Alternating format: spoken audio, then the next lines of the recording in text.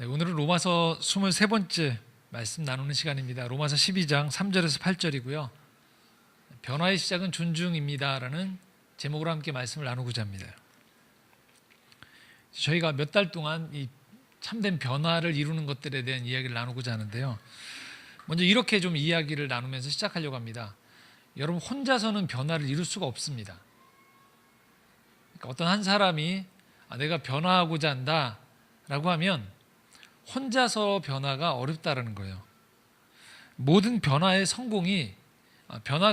성공으로 정착되기 위해서는요, 한 사람의 개인의 결단과 헌신을 넘어서서, 그 개인의 번뜩이는 아이디어를 넘어서서 공동체와 사회의 문화로 정착되어져야지만 그 변화가 온전히 성공했다라고 이야기할 수 있습니다. 하나님께서도 공동체를 사용하세요. 하나님 혼자 하셔도 충분히 되시는데, 하나님은 인간이라는 존재를 이 세상에 창조하셨어요. 그리고 하나님과 함께 협력해서 공동체적으로 우리 협력의 파트너로 우리를 불러주시고 이끌어주시는 수고를 기꺼이 감당하십니다. 왜 그럴까요? 우리가 고백하는 삼위일체 하나님이 서로 성부, 성자, 성령의 이 삼위의 하나님께서 서로 협력하심을 통하여서 온전한 하나됨을 이루어 가시기 때문에 그렇습니다. 그래서 우리가 이 땅을 살아가면서 내가 뭔가 변화를 이루어야겠다라고 생각하신다면 반드시 여러분 하셔야 되는 게 있어요. 그것은 공동체에 대한 관심을 기울이셔야 돼요. 나는 내성적인데, 나는 혼자 있는 거 좋아하는데, 이제 그런 개인의 존중과 취향은 존중하되, 그러나 그 수가 많지 않더라도 함께 마음을 모을 수 있는 두세 사람 이상의 사람들이 함께 모여져야지만 온전한 변화가 정착되어질 수 있다는 것들을 한번 기억해 볼 필요가 있다는 거죠. 그런데 우리가 살면서 이 공동체가 위험하다는 것도 잘 알고 있어요. 변질이 되는 거죠. 역사에서도 보면 이 공동체가 때로는 폭력적인 집단으로 변한다는 것을 우리는 얼마든지 경험을 해요. 그리고 현대를 살아가는 우리들 근처에, 우리 주변에 가장 많이 이 공동체가 되어졌는데 위험스러운 집단이 있죠. 이단입니다. 이단이 나쁜 이유는요, 진정한 변화를 가져올 수 없기 때문에 그래요. 개인이나 사회에 진정한 변화를 가져올 수 있는 집단이 아니기 때문에 그렇습니다. 그러면 이단이 무조건 다 잘못하고 있을까요? 어떤 부분들은요, 실제로 들어가서 보면 교회보다 훨씬 더 좋다고 여길 만한 요소들이 상당히 많습니다. 대표적인 것 중에 하나가 뭘 의미하냐면요, 대표적인 것 중에 하나가 공동체성이에요.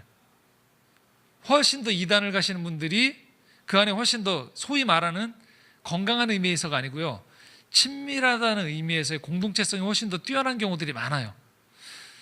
그래서 여러분, 이단에 가장 많이 빠지게 되는 첫 번째 그 연령층이 두 층이 있습니다. 어딘 줄 아세요? 한 층은 대학생이고요, 또 다른 한 층은 중년 여성들이에요.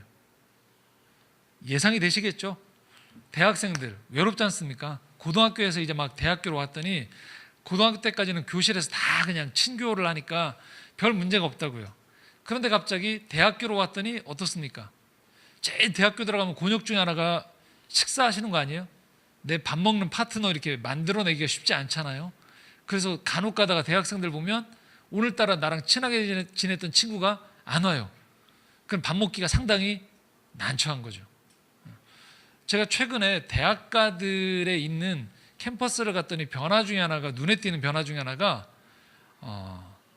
좌석을, 이 벽을 쳐다보는 이 좌석을 만들어 놓은 편의점들이 있더라고요. 그러니까 1인, 왜 이게 테이블로 만들어 놓으면 난처하지 않습니까? 혼자 앉아서 삼각김밥이든 뭘 먹으면 난처하니까 대학생들 중에서 그렇게 혼자 있는 친구들을 위해서 아예 이 창밖을 바라보면서 그냥 1인석으로 만들어 놓은 이 편의점 그 좌석이 상당히 많이 늘어난 것들을 제가 볼 수 있어요. 그만큼 공동체가 갈급한 거죠. 좀 친밀한 이 집단이 만들어내기가 쉽지 않거든요. 두 번째는 이제 중년 여성들.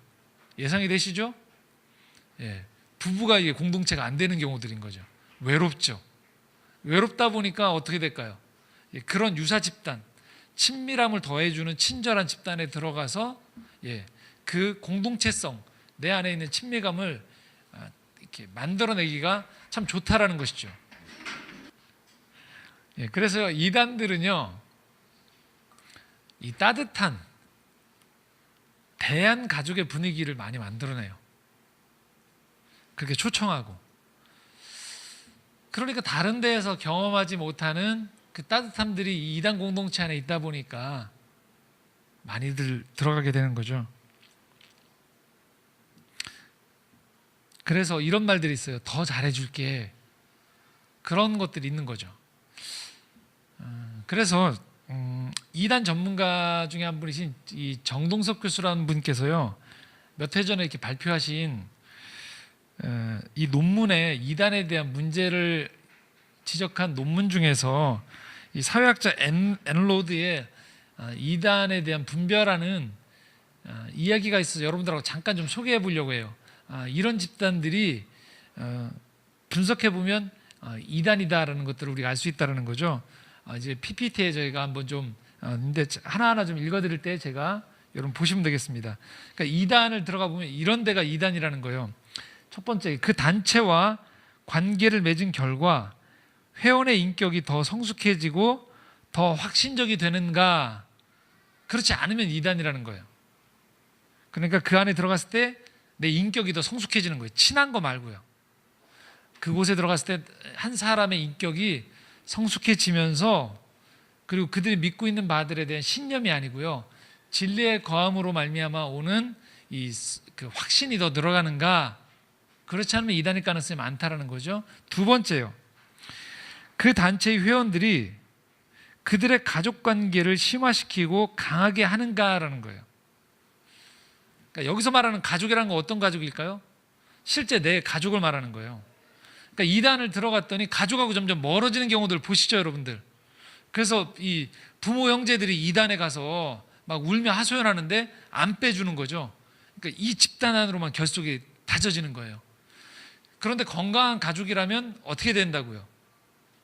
예, 내 원래 가족들하고의 관계가 이 공동체를 통해서 전해지는 메시지와 관계를 통해서 경험하는 거예요. 아, 이렇게 사귐을 하는 것이 맞겠구나 해서 가족에게 돌아가서 가족의 관계가 더 좋아지는 것을 말해요. 세 번째는요, 그 단체가 독자적인 생각을 권장하며 분별의 기술을 권장하는가.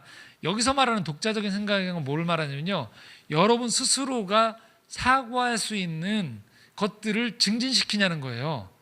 거기서 말하는 대로 그냥 쇠뇌당하는 게 아니고요. 그러니까 이 메시지를 듣고 그 단체가 지향하는 바들을 경험했더니, 아, 내 인생을 이렇게 꾸려가면 되겠구나에 대한 지혜가 늘어가는 거죠. 그리고 삶에서 분별해낼 수 있는 힘이 키워지는 거예요. 네 번째입니다.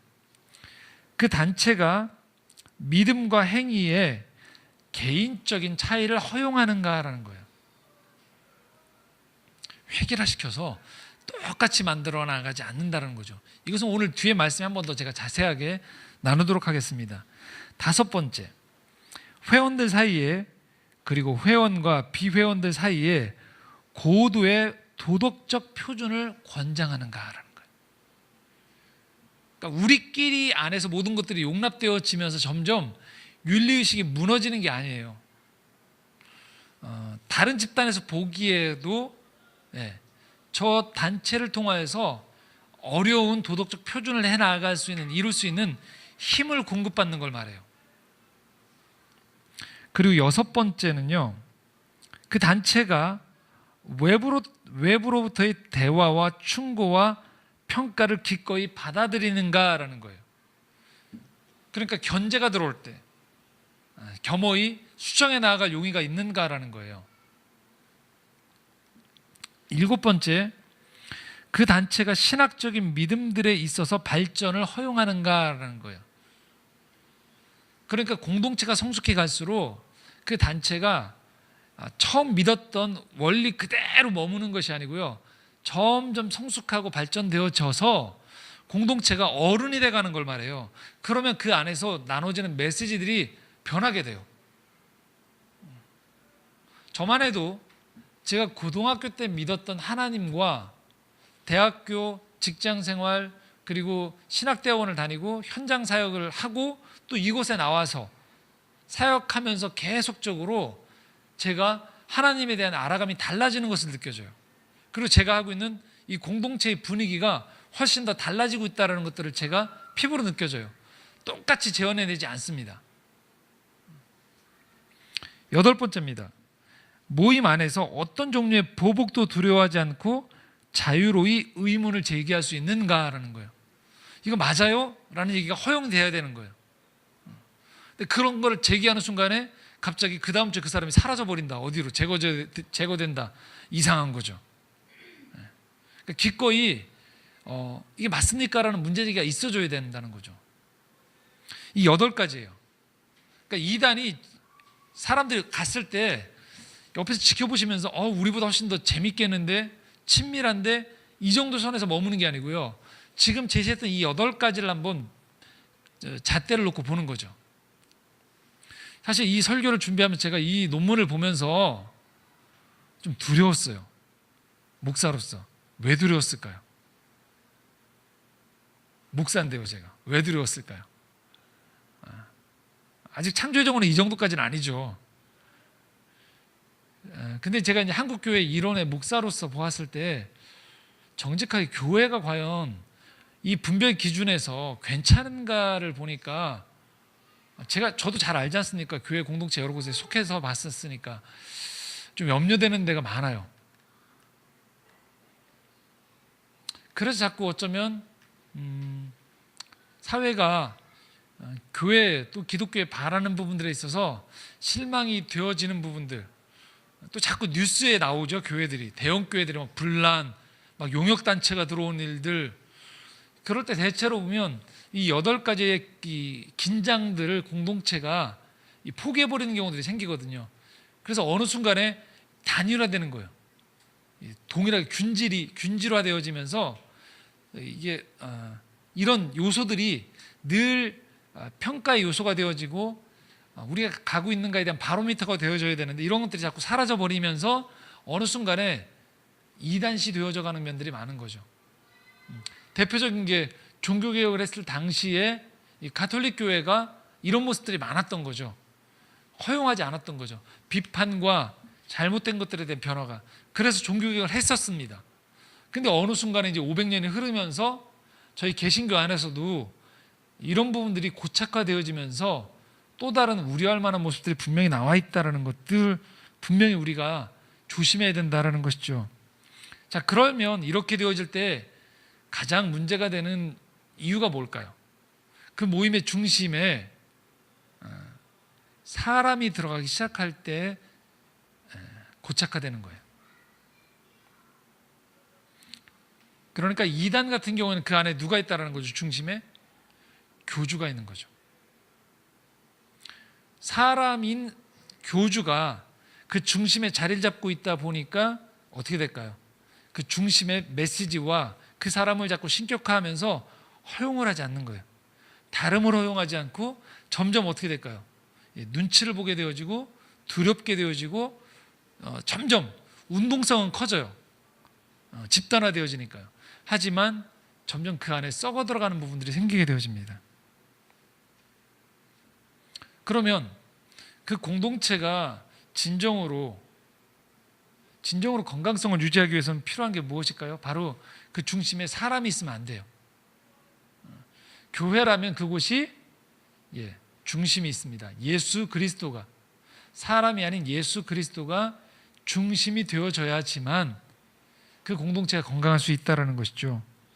진정한 변화의 주체자이고 중심이 되어지는 예수 그리스도가 그 공동체를 끌어가고 있는 누구라도 보아도 우리 공동체가 지향하는 바가 그 예수 그리스도의 가르침과 예수 그리스도의 그 인격, 그리고 예수 그리스도가 행하셨던 방식을 닮으려고 노력하는 공동체이구나라는 것들이 명확해질 때 그 공동체가 건강해질 수 있고 변화에 합당하게 나아갈 수 있는 주체자가 될 수 있다는 거예요. 오늘 5절 말씀에 보면 로마 12장 5절 말씀 이렇게 되어 있습니다. 함께 읽도록 하겠습니다. 이와 같이 우리 많은 사람이 그리스도 안에서 한 몸이 되어 서로 지체가 되었느니라. 여러분 먼저 보셔야 되는 것은 한 몸이 아니에요. 한 몸이 아니라고요. 그 전제가 뭐라고요? 예수 그리스도 안에서예요.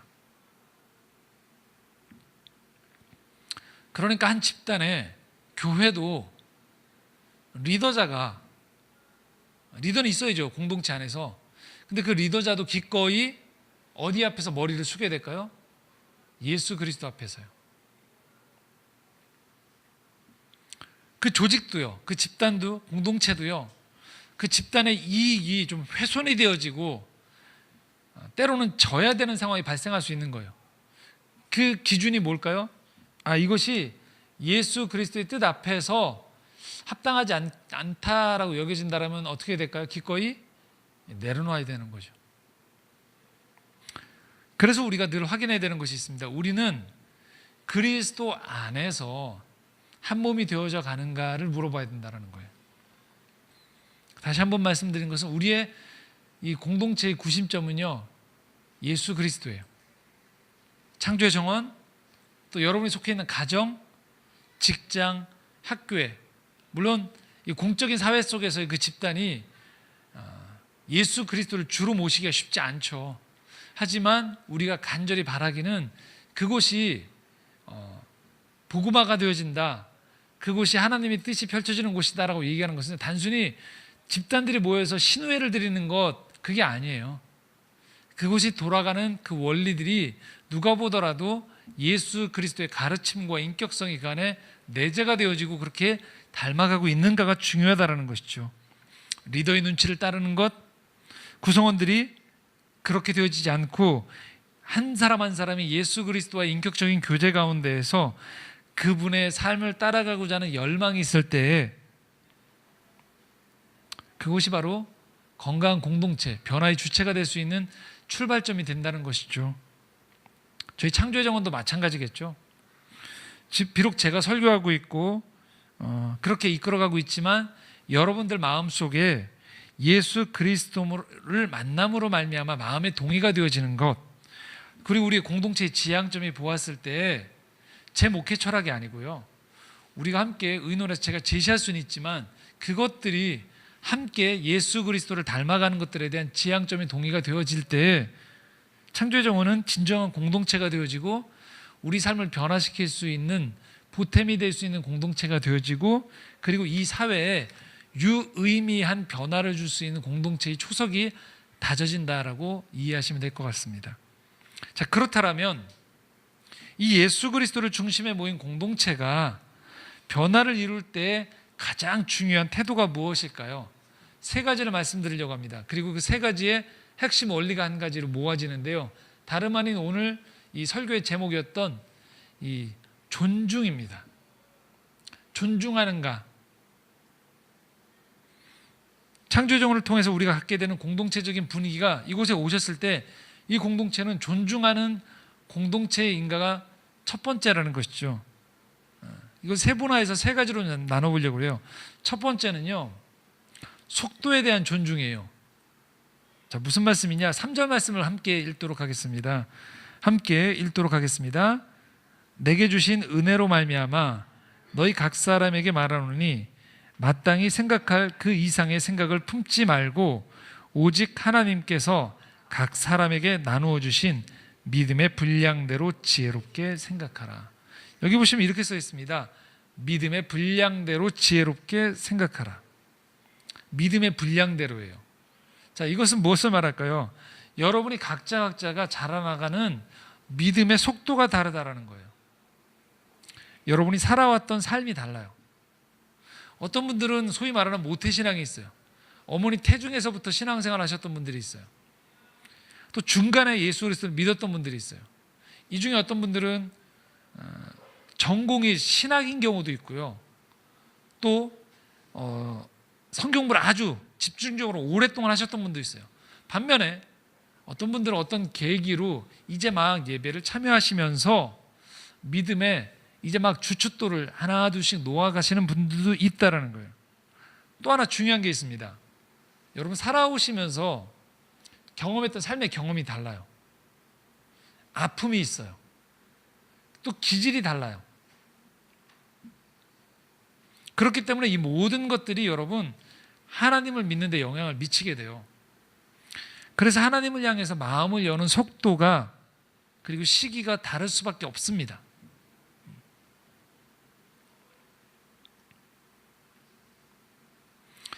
특별히 자라오면서 또는 어떤 인생의 시기에 교회에 참여하셨다가 교회에 상처를 받으신 분들이 있어요.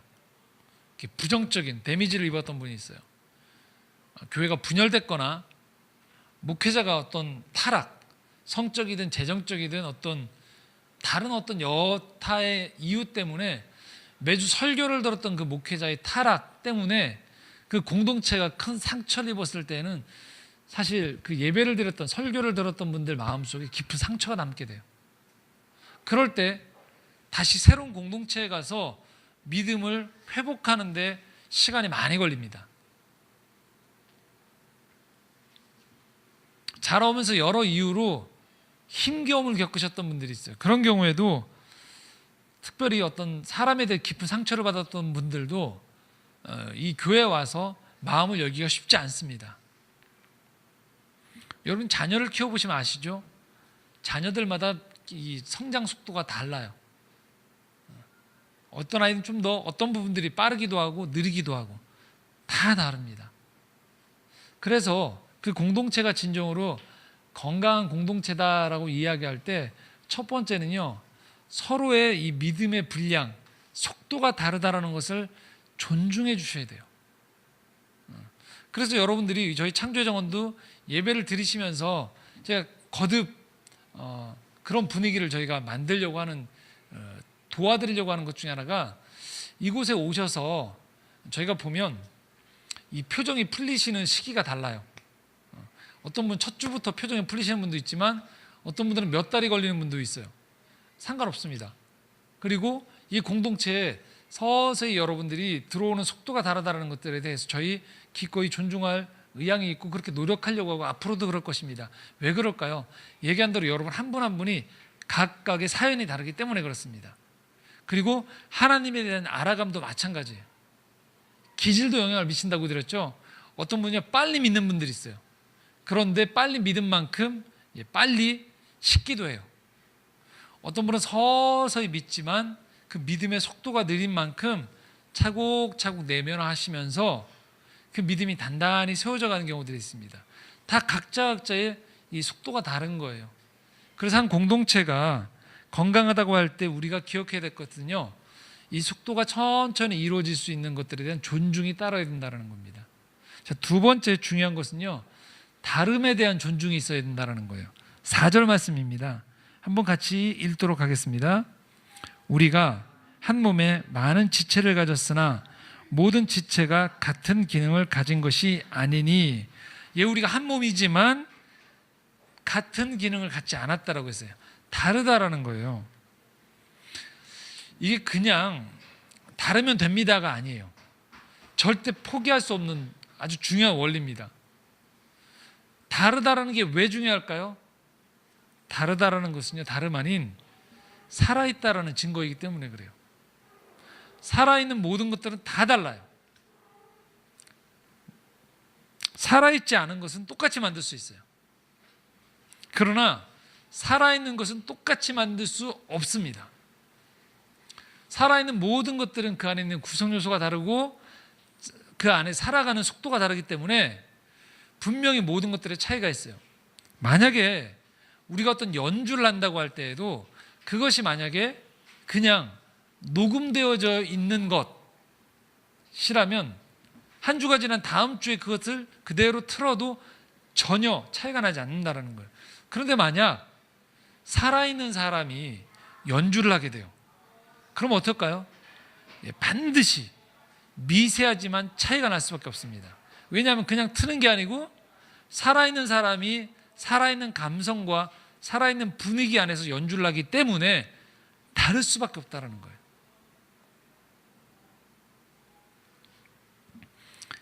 예전에 제가 지금 좀 그 프로가 잠깐 안 하는 것 같은데요, 한 케이블 TV에서 히든싱어라는 TV 프로가 있었습니다. 기억하시죠? 네. 그런데 재미있는 게, 이 프로를 볼 때 재미있는 현상 중에 하나가요, 자기가 아주 좋아하는 가수가 아니고 그냥 일반적으로 보는 가수들의 노래를 들으면 똑같습니다. 거의. 그렇지 않나요? 어떻게 저렇게 똑같을까라고 해요. 그런데 그 가수를 좋아하는 팬은 어떨까요? 딱 두 마디 나오면 금방 알아요. 저도 종종 그 프로 보면서 야, 정말 똑같다 했는데요. 한 번은 제가 굉장히 좋아했던 가수가 나왔어요. 저는 그 가수의 라이브 콘서트도 예전에 갔었고 종종 그 가수가 최근에 부르는 노래를 다 듣거든요. 한 소절 딱 듣는 순간에 알겠더라고요. 왜 그럴까요? 뭐가 차이가 날까요? 왜냐하면요, 다른 모창 가수들은요, 기준이 어디 있는 줄 아세요? 그 사람이 나왔던 CD를 재현해내는 거예요. 그러니까 방송을 듣고 있는 모든 시청자들도 주로 그 가수의 음색을 뭘로 기억할까요? CD나 라디오를 들었을 때 음색을 기억하거든요. 그러다 보니까 똑같다라고 하는 거예요. 그런데 그 가수를 좋아하는 팬들은 어떻게 할까요? 자주 공연장에서 보거나 유튜브나 이런 것들로 최근에 변화된 음색을 들어요. 그 가수가 나이가 들어가면서 목소리가 굵어지거나 고음을 처리할 때 나이가 들어서 힘드니까 살짝 어떻게 처리하는지를 다 알거든요.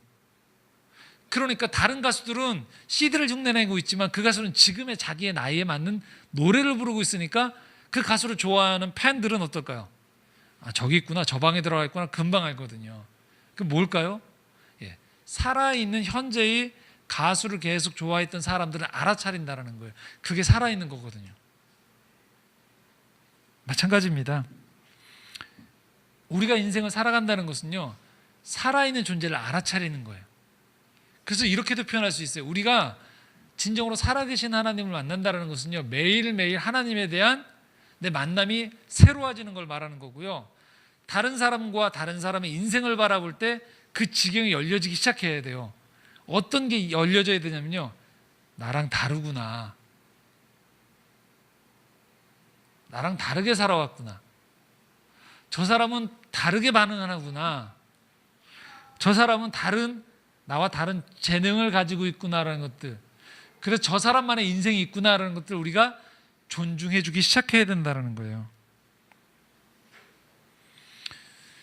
그래서 저는 목회자로서 우리 크리스찬들이 또는 인생의 진정성에 대한 고민하는 분들이 꼭 접했으면 좋겠는 게 예술이에요. 성경만 읽지 않기를 원해요. 많은 예술작품을 접하기 원해요. 물론 예술작품 안에는 오염된 요소들이 있기 때문에 걸러야겠죠.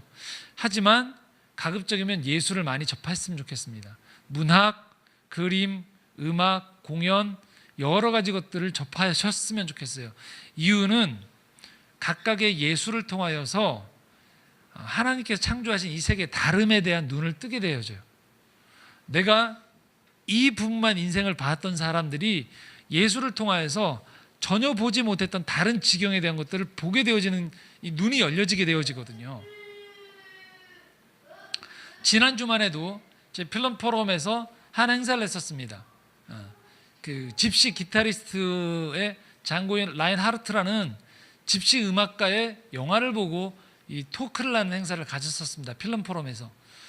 저도 그 행사를 보면서, 기획하고 보면서, 토크를 들으면서, 그리고 그 평론가 선생님하고 식사를 하면서 이야기를 새로 들으면서 제가 몰랐던 또 다른 영역에 대한 눈이 열리게 됐어요. 2차 세계대전 가운데에서 유태인과 다르게, 유태인들은 미국으로 건너갔지만 그때 미국으로 건너가지 못한, 허락되어지지 않았던, 그래서 더 그 변방으로 밀려나게 된 사람들이 있었다라는 것들, 그들이 집시였다라는 것들, 그들의 인생의 아픔과 세계 문명사 발전 가운데에서의 소외되어져 가면서 주변인으로 밀려난 것들에 대한 역사 하나를 새로 배우게 되었어요. 인생에 또 못 봤던 또 다른 영역이 열려진 것이죠. 현대 문화의 위험성 중에 하나는 뭐냐면요, 그런데 획일화시키는 거예요. 자꾸만 이런 표현 들어봤죠. 대세다. 다 따르는 거예요. 그쪽으로 따르지 않으면 불안해지게 되어지는 거죠. 한 사회가 성숙해 간다는 건 뭘 말할까요? 다양성을 포용할 줄 아는 것들이 사회가 성숙해 가는 거예요. 나와 다른 사람들, 대세가 아닌 사람들에 대한 배려가 있는 곳, 그들이 숨쉬고 살아갈 수 있는 여지를 만들어주는 것, 삶의 여백을 만들어주는 것, 그것이 성숙해가는 거예요. 자, 교회가 성숙해간다는 건 뭘 말할까요?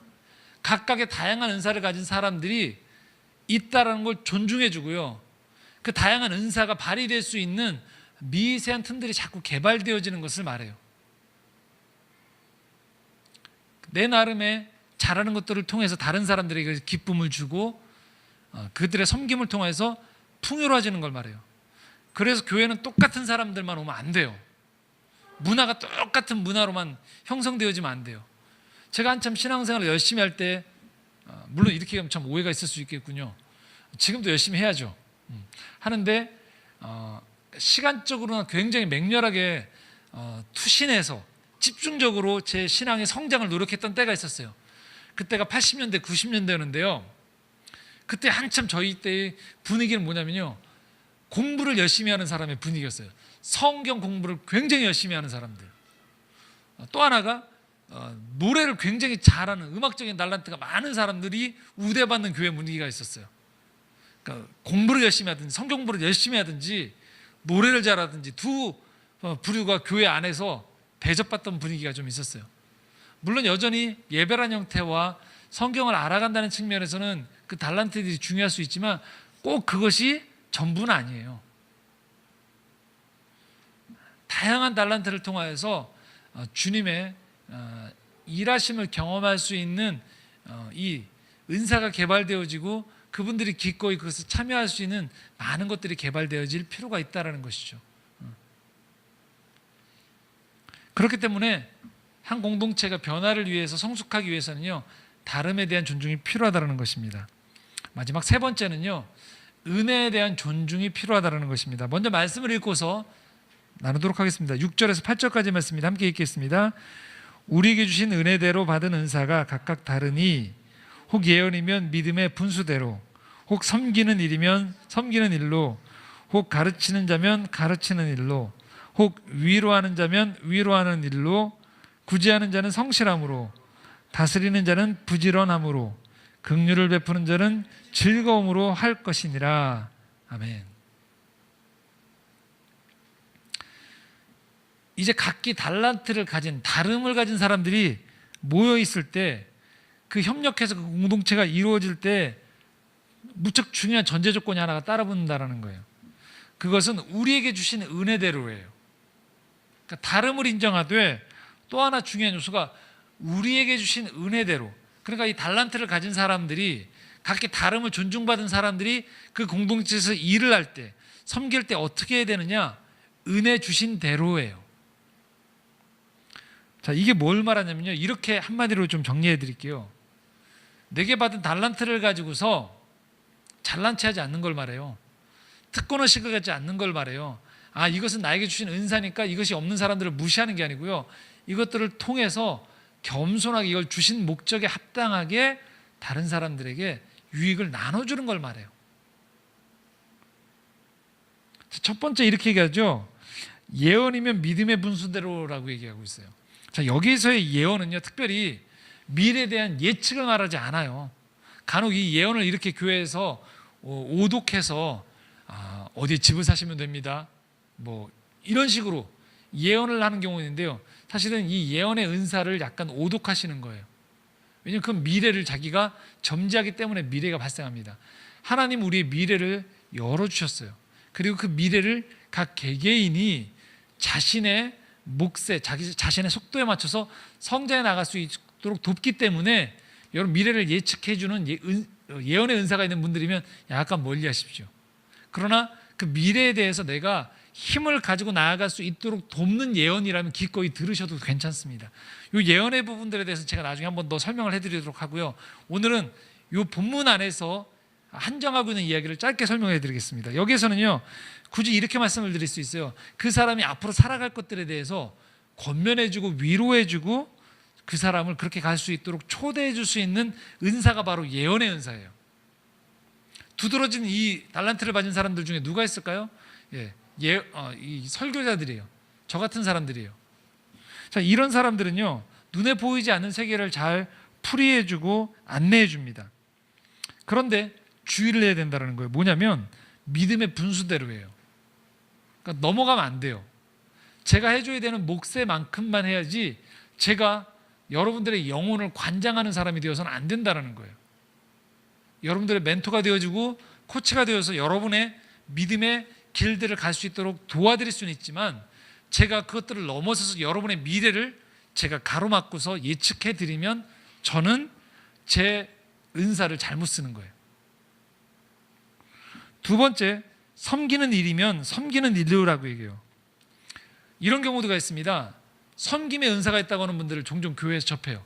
아니면 어떤 사회에서 접해요. 그런데 여러분 그런 경험 없으세요? 너무 잘 섬겨주는 분들이 어떨 때 부담이 되는 경우들이 생겨요. 왜 그럴까요? 섬김에 다른 목적이 있어서 그래요. 저 사람한테 도움을 잘 받았어요. 계속 도움을 받다 보니까 어느새 그분이 어떻게 될까요? 다른 영역에서 나를 이렇게 좌지우지하는 경우들이 생겨요. 섬기는 것들이 섬김 그대로 본연의 목적으로 거기에 맞춰서 도와드리고 나와야 되는데 그렇지 않고 섬김에 다른 목적이 생기는 거예요. 그러면 안 된다는 거죠.